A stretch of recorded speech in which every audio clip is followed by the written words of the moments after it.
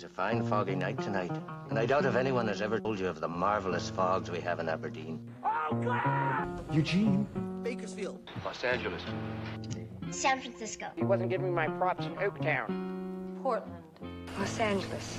Los Angeles, California. San Francisco. San Francisco. You gotta find your Irvine. Irvine? And Hanford. Eugene. Seattle. Seattle. Seattle. Sacramento. Fresno. We're going to Vancouver. Modesto, California. San Diego. Gina. You know, there might be an opening for a manager in Visalia next spring.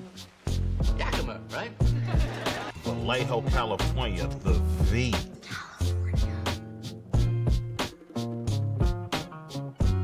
Welcome to the West Coast Sojourn podcast.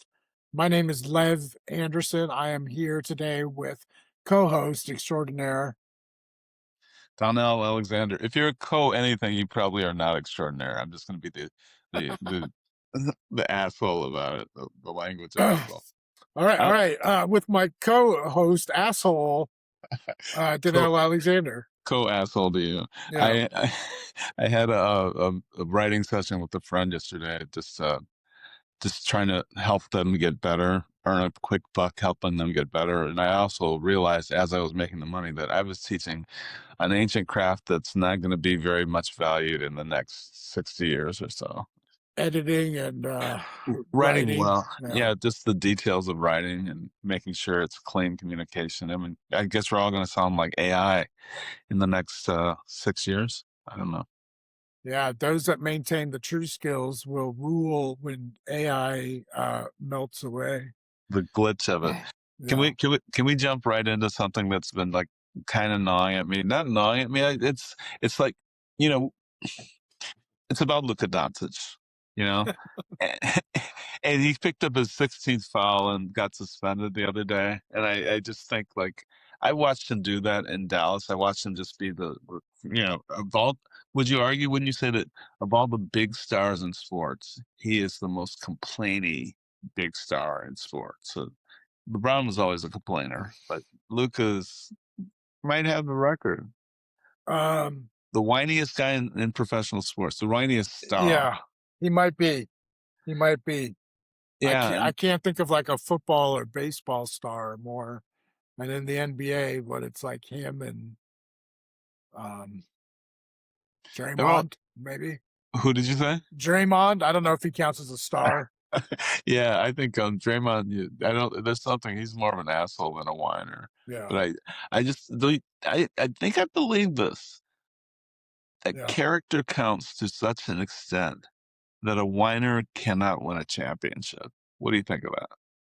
Oh, I don't know, man. Have we ever seen one? Danny Ainge, is that the closest thing we get? Are you serious? Will we ever see a whiner take the champion stand? I think it's an impediment. I think you have to grow into your greatness. And Luka will not win a championship until he has a year where he has under 10 technicals. Yeah, I mean, I guess it speaks to a certain kind of maturity that's necessary, a kind of like understanding of the game flow and how not to sabotage yourself. Yeah. Or get emotionally caught up in it. I mean, he probably uses it like a lot of players do, you know, like Jordan would use trash talk or whatever to kind of up his own game. Maybe he's trying to find motivation. Yes. Or he just complains a lot. I'm not really sure. I don't know. I think I get that, and I think there's a motivation, but I think that's part of the maturation process where it's like you've streamlined it, and you're making something bad into good, but I don't think you can have that unaddressed and be able to be a person who powers through to a championship. I think that's what sports was written about. Sports is that you have to get better. It's like a judge of character and what you're willing to do to get better. And I think that's going to be his bailiwick, if you will. You got to impose your will on the game and not your whine. I like that. So I'm gonna quiz you about a bunch of Blazer stuff because I have real curiosity. I know Okay. maybe no one else in the audience does, but there's things I hear about and I'm curious about. Starting with the new owner, newish owner. Is he cool? No owners are cool. No owners Yeah, are. no one that rich is cool, probably, but except for Oprah and I don't know who else. She's a policy failure. Oprah is Yeah, a policy failure. yeah. Um, I think so. What I gather about him, right? He's not a super billionaire. You know, he's not like a Paul Allen. He's not like how Paul Allen was. He's not like the Dodgers, Lakers ownership group. Like he's like barely a billionaire. He needed help buying this team that went for, I guess, like somewhere around $4.5 billion. And you know, he came up with a little bit more than half of that. And then the other owners are the Panda Express people that started Panda Express. Huh. Didn't know that. Yeah, they went. I guess the people that are there, it's a couple or something. They graduate from Oregon State University, so that's their local tie, I guess. I love that. Yeah. But he is, you know, I guess he made a lot of money doing like subprime mortgage stuff. But I think he kind of moved out of that. Like that's kind of how he started making some money. But then he started, you know, making money the more traditional ways of investing in real estate. I think and then he bought the Carolina. I don't really know much about NHL hockey, but he bought their hockey team in, I guess it's Charlotte, North Carolina. I'm not sure. The Carolina Hurricanes, and he owned them for like 2 years, and then they won the Stanley Cup. So I think he's pretty competitive. I think he's kind of driven to win. He knows that's the best way to thrive as a business, I guess. So I suspect he might be a little more ruthless than Paul Allen was. So I think people in Portland, like they've kind of lived in a time warp for like the last 30 plus years. You know, like trust me, I know because I used to work in that arena 26 years ago and nothing has changed. You know, the ownership people still sit in the same seats. There's the same, you know. You got the dog and pony show. Yeah, it's all the same people. It's all the same broadcasters and stuff. But well, maybe that'll change. It's happening with the Dodgers. You know, they're now sponsored by this brand. I'm gonna blank on the name of the Japanese clothing brand. It's very popular, very utilitarian, very basic brand, but that's a lot of money. I'm imagining there'll be new sponsors with this new ownership group too. can I add something to that? Yes. So they there's also, I don't know if you ever noticed, but they'll have on the court, you know, the scores table where they have the rolling advertisements that switch out. They have Luckin Coffee, Luckin. I think that's how you spell it, or Luckin Coffee.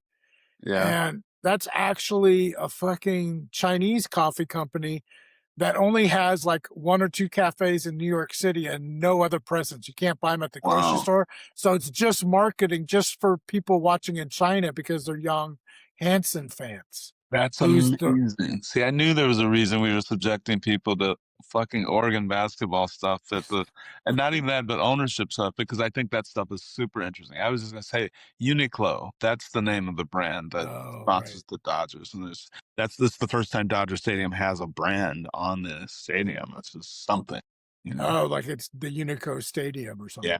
Yeah. Wow. Yeah. So okay, we got that out of the way. No, we didn't, because I was trying to ask you the question about ownership. That are they asking for an upgrade on the arena? How hard are they pushing for that? The state legislature has already approved like $600 million. I don't know if that's the total amount that's needed or if their ownership group is, you know, bringing in money, but that's to renovate the existing building. Yeah. Which seems smart because it seems like it would be too expensive to like tear it down and build a new one. And the location is good. It's just, I guess it doesn't have enough amenities or whatever the real profit garnering aspects of arena are. They're luxury boxes, no? There are boxes, but I think, you know, the upgrades for these arenas, I think they have to have other features. Yeah. Like, you know, another set of boxes or something. I don't know, to really cash in, you know. I'm always impressed by that weird way that you guys have of paying for things in that arena, where you don't really touch anything. You know, the Right. Yeah, like just like a camera follows you and sees what you pick out and everything. yeah. But I forgot how that worked. We gave them our card initially. It was pretty. That was pretty forward looking. It's probably not anything that brings in a bunch of revenue, but I appreciate it. Well, Yeah. it cuts out the workers, right? So everything will Mm. be robots and nobody will get health care and they'll be Yeah. unemployed. All roads lead to nobody gets healthcare and the workers, and then I think all roads lead therefore to universal basic income. But uh, that's my upbeat thing for the moment. Let's talk about something terrible: the Sacramento Kings. You know, I've been around there a lot during the Light the Beam era, and those are great times. It's a great time. It's like when the Blazers are good, Portland's a little extra fun to be in. When the Kings are good, it's really kind of fun to be in Sacramento and bars and all that. And now they're terrible. Are they the worst team in basketball? We saw them during the preseason, and I thought this doesn't make sense as a team. I don't know if it was you or Chris that I saw them with, but I thought they'd be a bad team, and they're somehow worse. You agree? Yeah, I'm not sure. Like, I haven't watched enough Sacramento games. I haven't watched enough Wizards games. I haven't watched Yeah, you enough. probably have. Yeah, yeah, I probably have. I'm not sure. Yeah, since the Rick Adelman, who was the former Blazers coach, was coaching the Kings, they haven't been as fun to watch. But I mean, they had a little bit of a run with Darren Fox and And the who kid, was the kid in Indiana, remember they had the Halliburton, right? Because they had Al? Halliburton before they traded him away. I Yeah, mean, I don't know. I think what's interesting is there's all this talk about these the league passing new rules to keep teams from right. tanking to get a better draft pick. And that's because that's kind of the only way teams get better is they get lucky and draft a star, and then they can build around that star. Then they're better because they got a high draft pick. I feel like I don't know how they're going to change the rules to help that. I think the problem isn't tanking. The problem is the lack of avenues to improve. Mm. And, Oklahoma City did it. They kind of tanked and got a bunch of draft picks when they traded away Durant and Westbrook and Paul George. So they were really smart and savvy and did it. San Antonio got really lucky, I think. And then, so those teams have done it, but, I think they need to make like trades easier. Like, I don't know if they need to match salaries for Yeah, trades. And I right. think other teams can get better. And I think that's the challenge is how do bad teams get better rather than how to stop tanking? Because tanking is the way bad teams get better right now. And that's kind of the only way. Yeah, I think that loosening the regulations on trades is the key to making these things happen. Because you have to match so perfectly that everyone's pretty locked into who they are. Uh, but here's the thing: I'm going to get philosophical on you. Is there a line between tanking and rebuilding? You can always be tanking and say that you're rebuilding. You know, can Right. you? I mean, there's some teams that seem like they're always tanking. Is that what you mean? Well, they're making money. They're not. Yeah. Nobody's losing money in this. Yeah. A difference between tanking and rebuilding. I don't know. I think tanking is a strategy of rebuilding, right? So that's Yeah. like a tactic. So I don't know. I mean, I think it's kind of part of the picture. Maybe it's not the biggest part. Maybe like the Blazers have always been a team that wants to avoid tanking Mhm. and wants to kind of keep, they've been tanking the last few years up until now, but they used to always try to avoid it. So they'd always like string together some semi-competitive team to be Mhm. entertaining to the fans, even though you knew they weren't going to go anywhere in the playoffs. But Right. so I think it's good. Tanking is a tactic. Rebuilding is just rebuilding in theory, and some people are good at it and some people aren't. Yeah, yeah. Tanking is a subset of rebuilding, an option of rebuilding, and I mean, and most teams don't do it. But when you look at the examples, like OKC, that's a great example, a great ad for doing it right. But you can see in other places it sort of pollutes the culture. Can I Right. Yeah. speaking of culture, because I do know a little bit about the hoop stuff that's going on in the world. Fucking I guess the night before last night, Jason Tatum's back in Boston, but Jaylen Brown shut down SGA or outplayed SGA, and that was like kind of a common occurrence. Are you surprised by how good that guy has gotten? As No. I mean, I thought he was pretty good like 3 years ago, right? Like, sure, and he's the right height. He's long enough. He's athletic. He can shoot. He can defend. Like, I think he's the whole package. I always thought Jaylen Brown was good. Yeah, but I think I thought he had reached his ceiling for quality. And maybe that's just because he had to play next to Tatum and you couldn't see fully what he could do. But yeah, he's just like, I think he's coming into top 5 player in the league territory. I really didn't see that coming for him. Yeah, right. You got any big surprises this season aside from Wemby being a monster? I think it's going to be Boston and San Antonio in the finals. Really? It could be. Boston, San Antonio. I'd put some money on it, but I don't see anybody else coming out of the East besides Boston, and I think it'll come down to between San Antonio and OKC maybe. And I think San Antonio's beat them this season during the regular season when they matched up.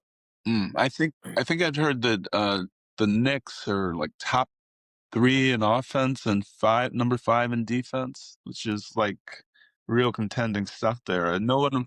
We have our New Yorkers who are homers. Like we had Wise on here and Chris Jenkins, and they were such homers for the Knicks. But I think in general, people tend to underestimate the Knicks because they've disappointed so much in the past. Yeah, but I mean, when you disappoint so much in the past, that's like this burden they're carrying, right? Like it's going to be harder for them to win a series than it is for the Celtics, because the Celtics have that extra confidence of having gone through it all.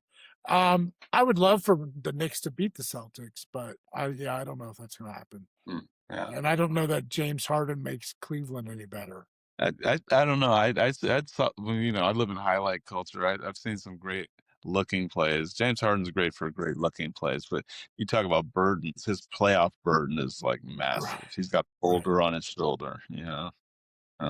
So can we talk about California? We're going there with the terrible, horrific Kings episode, but you and I were both in California. I don't want to go too deep because we're going to do a whole episode about Get a Celebrity, my memoir that we celebrated in Los Angeles. But any takeaways? You hadn't been in LA in a while, or you do go? I'm sorry. Do you have any takeaways from that trip? Well, I really enjoyed the get together at your place. I felt like everybody was cool, and you don't always go to gatherings where everybody's cool and interesting like that. Yeah. And then even the people bringing in the food and the drinks and stuff, the staff, I really enjoyed talking with them too. Yeah, LA. Well, it was hot. It was really nice to drive my Pacific Northwest ass out. I didn't get around the city enough to really check things out. It was kind of a quick visit, but so I couldn't really get a whole vibe of the place or anything. But well, I can tell you that we had I keep mentioning Roger because he keeps popping up in my life, Roger Glenvere Smith, and we're gonna have him on the podcast. But I was out in Joshua Tree, which is not really LA, but it's part of my whole California journey. I've had a big old California journey, like especially this last go round. But I was out in Wonder Valley, which is out past Joshua Tree, and my friend Nick, I think you met Nick at the party. He has a house out there, but he has like a caretaker because he's in the city for most of the time. And the guy is the guitar player for Jimmy Vaughn. You know Jimmy Vaughn? Stevie Ray Vaughan's brother, Jimmy Vaughn. Right, yeah. So he does that when he's not, working on his house in the desert. But I hung out with him, talked all morning, and I was texting Roger that Jimmy Vaughn's guitarist is the caretaker at the house. And he goes, "Is his name Billy?" I'm like, "What are you talking about?" And it just turned out that this guy is his kid's friend's grandfather. True.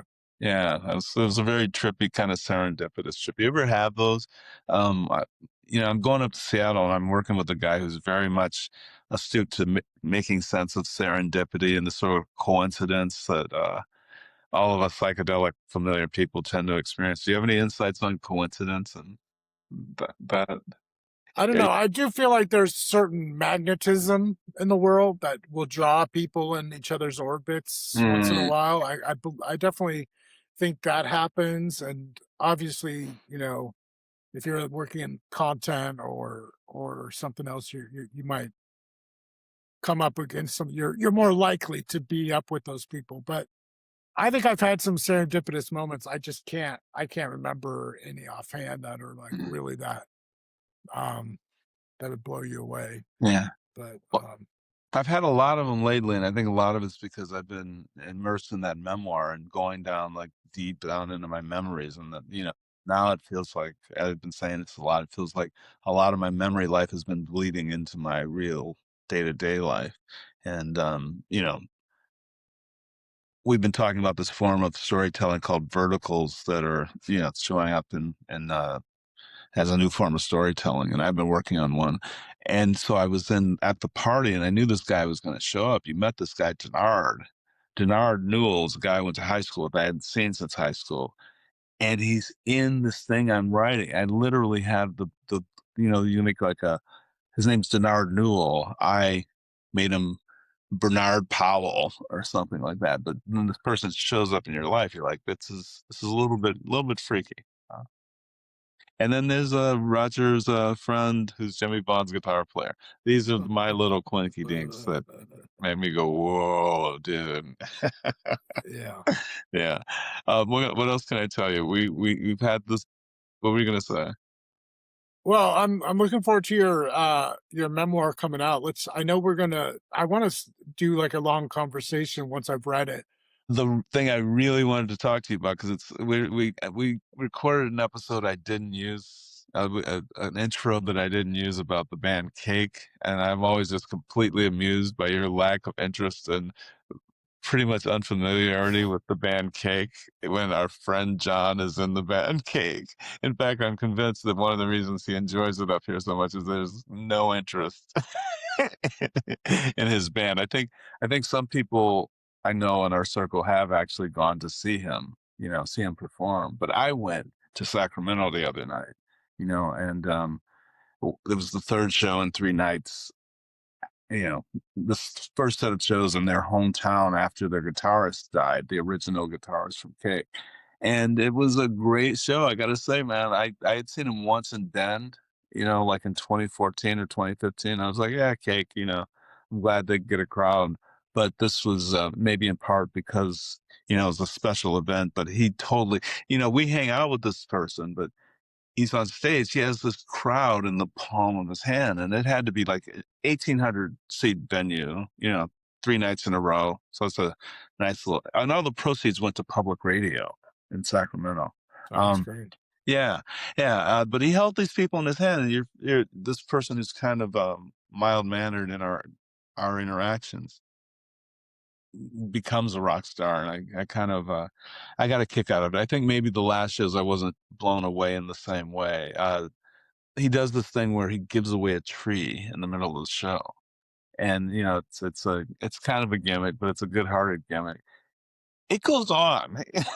It goes on for like 10 minutes, and he's giving up valuable real estate for making people plead to be the person who's going to receive the tree. And I think that offbeat stuff kind of made me happy. I think that it was the guitarist's son actually came on stage to do the distance.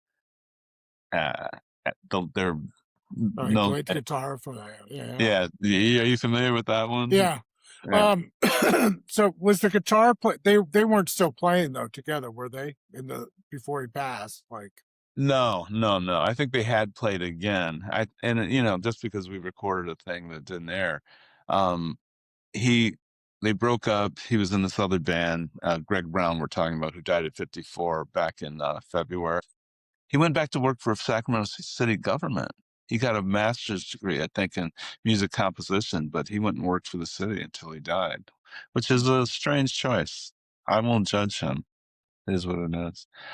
So that was a big Sacramento trip for me. I spent 5 days in San Francisco, and have we talked about how there are no there are no voices of foreign tourists in these places anymore. You know, it just the absence is deafening. You know, you used to hear all kinds of Euros, Japanese, German tourists on the street, Hate Street on a given day. As I understand it, Telegraph is over. That's not like it used to be anymore.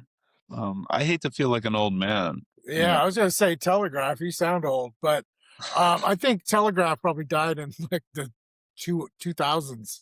really. Well, I don't know. I mean, I can't tell. I can't speak much to San Francisco. It did. Uh, It definitely used to be a very touristy international town. And is it like the double whammy of Trumpism and fentanylism that kind of did it in? No, I don't think fentanylism's in it at all. I mean, it's a very healthy environment and the hate, you know, I think it's Trump.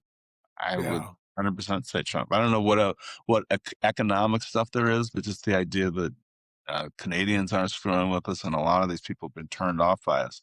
It just used to be like it was always an element, you know, like there's always bass in 90% of pop songs, but they've taken the bass out. It's just this little bit slightly off kilter thing that annoys the shit out of me. A lot of the small things with Trump annoy me the most, and Yeah. this is the inevitable part of the program where we deprive people of Trump talk. But can we say something on this last way out, or is there anything that I think this is the fall of the empire. Trump has hastened the demise of the American experiment, and we're Mhm. becoming less attractive to the world because our power and our influence is waning. Which in some ways it's something I've kind of rooted for in a ways. Yeah. But or at least it's a kind of a humbling, that we aren't the greatest country on earth anymore. Mhm. We're as Donald Trump shuns away immigrants, even the, high achieving, high educated ones that we need to keep our economy going the way it has been going. As he shuns them away and they go to other parts of the world, we're losing out. And it's just inevitable that, with this dip in global popularity, just as a tourist destination, I think it just shows that we're on the decline, just as the closing of the straits of or the strait of Hormuz is kind of showing our limited tact, limited. Well, I don't know if it's ours, but at least this administration's, very limited, very short-sighted, very um, unorganized vision of American power. Mhm.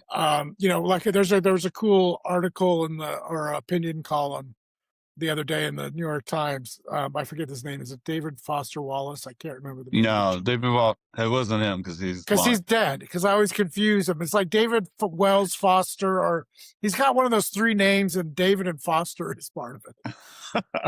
But Maybe he it was wrote, he wrote Charles like, Foster Kane. You sure it wasn't Charles Foster Kane? no, it wasn't him. So I don't know who I'll find it. Please do. You can include it in your next Substack newsletter. But he's talking basically how maybe this is like the last spasms of the fossil fuel economy, and with everybody getting starved from all their fossil fuels and stuff. But that is also kind of the end of the American economy because our dollars are practically petrodollars. Like if China, like it's because our currency has historically, been that. But if we lose control of the oil market, and it becomes more of a China thing, then the dollar is going to slowly not be the currency of choice Oh, in yeah. the world. Well, is it going to be slowly? I mean, it seems like it would happen fairly quickly. I don't know. I think Trump is hastening the demise. I don't know how long these things take. I mean, the American economy is also incredibly resilient. Surviving the pandemic, surviving other disasters and structural problems. Mhm. Mainly that we're all getting fucked by the rich. That's something that they've gotten away with for a long time. But Yeah. maybe that'll come to an end too, Yeah. we Well, will see. I heard someone use the expression half jokingly, but it kind of goes to what you're saying, that we should be leaning into the mediocrity, lean into this, this fall. Do you buy it? Is there anything to be said for that? I mean, we're talking in, very large, vague generalities. Um, I think there's some sort of recalibration that's necessary. Yeah. Let's Uh, say we're talking about when we talk about the fall, just in terms of like Brexit levels of shrinkage. right. I think just overall shrinkage and how much our economy is producing. We're losing workforce people. We're losing our edge and talent and innovation. And the rest of the world, I think, is kind of catching up as we focus on these like wars and immigration. These other places are focusing on, improving the lot for their people. Well, I don't know. I won't go as far as to say they're improving the lot of their people, but they've already got universal health care. Yeah. They've Have already we? got these things that we do not have, No, and we're kind of 100%. backwards about it. Did you hear that Spain just granted citizenship to 500,000 people? Just said, well, immigrants, and just said, "We need you." The end. And I think that could easily happen here. We need you. The end. But for this, Well, I our population is aging, so we're gonna have a lot of older people and not enough young people. Like that's yeah. definitely kind of happening because people don't have kids. So Yeah, and it can't be JD Vance's impregnate people, but I think they do that in Hungary. You get some sort of rebate for having you get a low interest loan that you can cancel. The debt will be canceled if you have enough kids. But I don't think people want that. It's yeah, there's a small subset that will do that, but I don't think the low interest loan makes up for the time and money. it's Uh, yeah, Yeah. because it's just so much harder to raise a human being in this country. Starting with Mm. healthcare costs, education systems getting worse, our cost of everything is going up. So everybody's stretched and thin, stretched out, and they're working and stressed and Mhm. barely able to keep ends meet. It's not something that's going to keep going. I don't know what the next phase looks like. I just hope we get on with it quick enough so that we can see enough change in our lifetime to feel comfortable as old people. Wow, that's a lot. I think that we have to keep in mind that history kind of happens in contradictions. This repressive thing is going on, and a lot of currents going the other way. It's so seriously on the rise. We're recording this the days after the No Kings rally, and I was working and did not go. I won't put you on the hook for it, but I will tell you that the friend I'm staying with said that the handing out of socialist literature is something that it used to be kind of a joke about when you go to a protest, but people are picking it up kind of rampant, very hungrily. These are normies out from, out from the country and all that, the country. You know what I mean? But yeah, things don't just go one way at a time. And that's the weirdness of American politics, I think. Right. Yeah. I mean, that's the dialectic, right? It's the exchange, it's the Yeah. pendulum, whatever. Very Um, exciting. yeah, I think what a crazy time to be alive. Mhm. All right. So we're going to say goodbye to these people. Goodbye, you people. you people. Yeah, No, you. was there anything you would hope to get in here that I prohibited you from saying? Well, I'm glad we didn't talk too much about Trump or ICE. And yeah, I've been enjoying the podcast. I've been looking forward to both of our projects, taking form here in the next few months. Yeah, yeah. And I people listen. We'll have some more great guests coming up, and I'm looking forward to those conversations. All right. Yeah. All right. Well, it's good to check in with all of you, and we'll check you out soon. Peace.